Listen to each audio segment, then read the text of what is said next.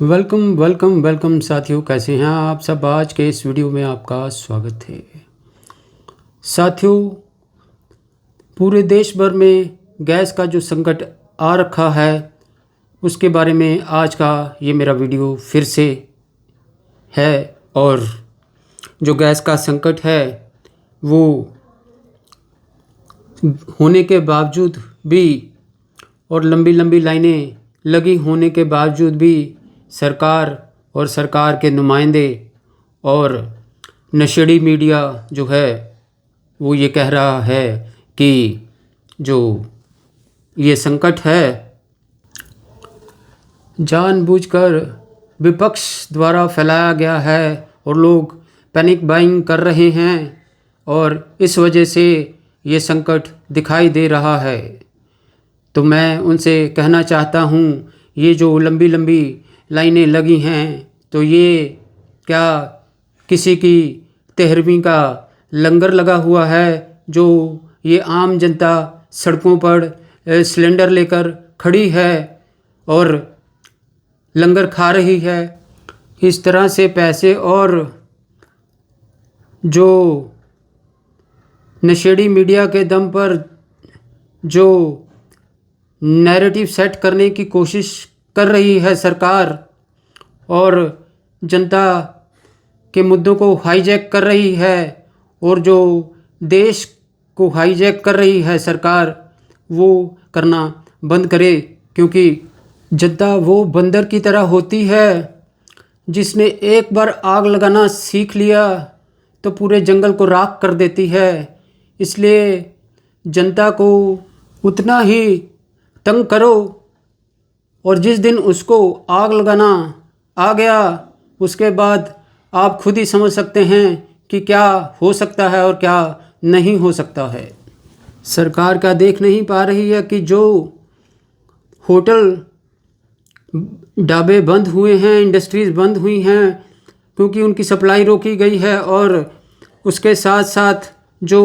Court की तरफ से नोटिस जारी हुए हैं, सरकार को इन सब के बारे में तो पता ही होगा। और फिर भी अगर जानबूझकर सरकार इस तरह से ओवर स्मार्ट बनने की कोशिश कर रही है तो साथियों, एक तरफ तो सरकार सिलेंडर के दाम बढ़ा रही है और दूसरी तरफ सरकार बिल्कुल ही होटल और इंडस्ट्रीज़ की सप्लाई जो गैस की है वो काट रही है। तो इसका क्या मतलब है? क्या सरकार की इस तरह की बतौलेबाजी और झूठ जनता को समझ में नहीं आ रहा है? जहाँ सरकार में बैठे हुए लोग जनता को कमज़ोर समझ रहे हैं, अगर ये जनता को कमज़ोर समझ रहे हैं तो ये अपनी ज़िंदगी की सबसे बड़ी भूल कर रहे हैं और इनकी ये गलतफहमी बहुत जल्दी दूर की जाएगी। साथियों, इस गैस संकट पर सरकार को बचाने के लिए सेल्फ सर्टिफाइड फर्जी डिफेंस एक्सपर्ट और इंटरनेशनल एक्सपर्ट्स के नाम से जो फर्जी लोग आकर बैठ जाते हैं और फर्जी जो एनालिसिस कर कर के ऐसे समझाते हैं जनता को कि सब चंगा हो रहा है और किसी भी प्रकार का चिंता और चिंतन करने की ज़रूरत नहीं है। तो मैं उनसे ये कहना चाहता हूँ, कभी अपने ज़िंदगी में एसी कमरों से बाहर निकले हो या नहीं निकले हो? एसी कमरों में बैठकर जो तुम भाषणबाजी और गपबाजी कर रहे हो, ये जनता के मुद्दों पर ये सीधा सीधा देश के साथ देशद्रोह करने की कैटेगरी में आता है, क्योंकि तुम गलत जानकारी दे रहे हो टीवी चैनलों पर बैठकर और करोड़ों लोग इस चैनलों को देखते हैं और उस बात पर विश्वास करते हैं और तुम लोग सब चंगा है कह कह कर रात की दारू का इंतज़ाम कर कर निकल लेते हो। और अगर आपको लगता है कि तुम्हारा इंटेलेक्चुअल लेवल हाई लेवल का है, कि तुम्हारी बात का कोई काट नहीं है, तो आकर आम जनता से तर्क करो। वो तुमको बताएगी कि क्या दिन है क्या रात है और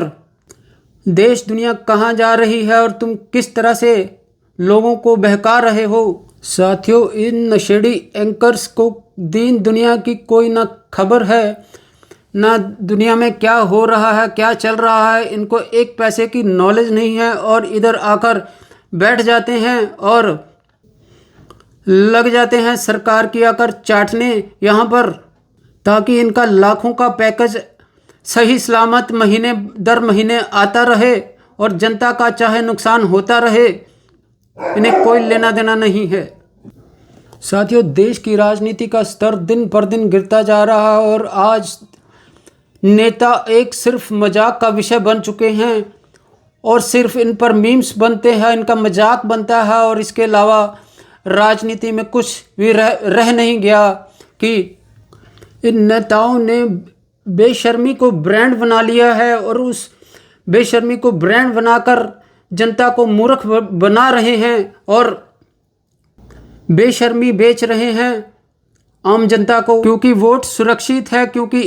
ईवीएम से आम जनता की ज़रूरत इनको ख़त्म हो चुकी है। कुछ भी बोलो, कुछ भी बतौलेबाजी करो और निकल लो, और उसके बाद तो नतीजे वाले दिन नतीजे हमारे पक्ष में आ ही जाएंगे, तो फिर डर काहे का। साथियों, ये राजनीति का गिरता हुआ स्तर चिंताजनक है और देश में अगर इस राजनीति के गिरते हुए स्तर को अभी से ना रोका तो ये बहुत जल्दी देश गुलामी की तरफ बढ़ चुका है और देश गुलाम हो सकता है। आपसे गुजारिश है कि अपनी जो राय है कमेंट में लिखें और हमें अवगत कराएं कि आप अपने इस बारे में क्या सोचते हैं, क्या समझते हैं।